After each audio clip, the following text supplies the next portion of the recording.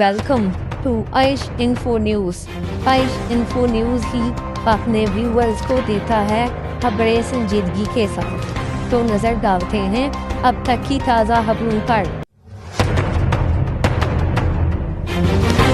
ایران نے کہا ہے کہ اب اگر اسرائیل نے لبنان پر مزید حملے کیے تو وہ امریکہ سے مذاکرات روک دیں گے۔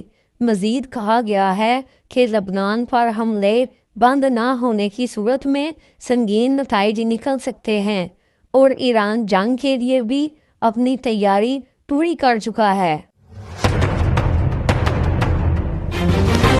ایران سے خبر ہے کہ امریکہ کے ساتھ دوبارہ جنگ ہو سکتی ہے۔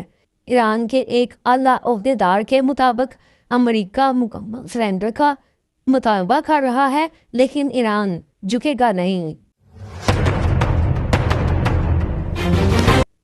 ایرانی پاسداران انقلاب کے ترجمان نے کہا ہے کہ ایرانی افواج کی تیاری پہلے سے کہیں زیادہ اور بھرپور ہے، اور ہم کسی بھی قسم کی صورتحال میں جواب دینے کے لیے تیار ہیں۔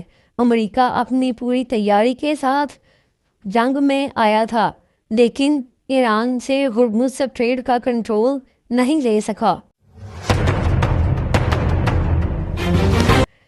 جنوبی لبنان پر اسرائیل کے حملے جاری ہیں، اور اسرائیل نے جنوبی لبنان کے کئی علاقوں پر شدید بمباری کی ہے، جس کے نتیجے میں لبنان میں جانی و مالی نقصان ہو رہا ہے۔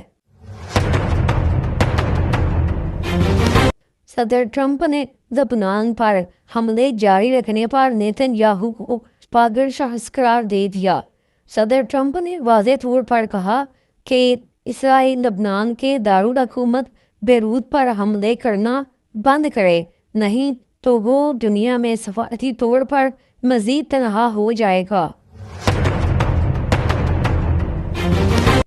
ایران اور امریکہ کے ایک دوسرے پر موجودہ حملوں کے باعث عالمی مارکیٹ میں تیل کی قیمت میں اضافہ ہو رہا ہے۔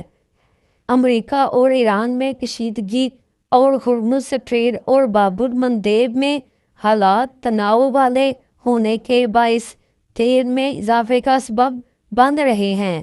تو سبسکرائب کیجیے اور ایسی نیوز اپڈیٹس کے لیے دیکھتے رہیے عائش انفو نیوز۔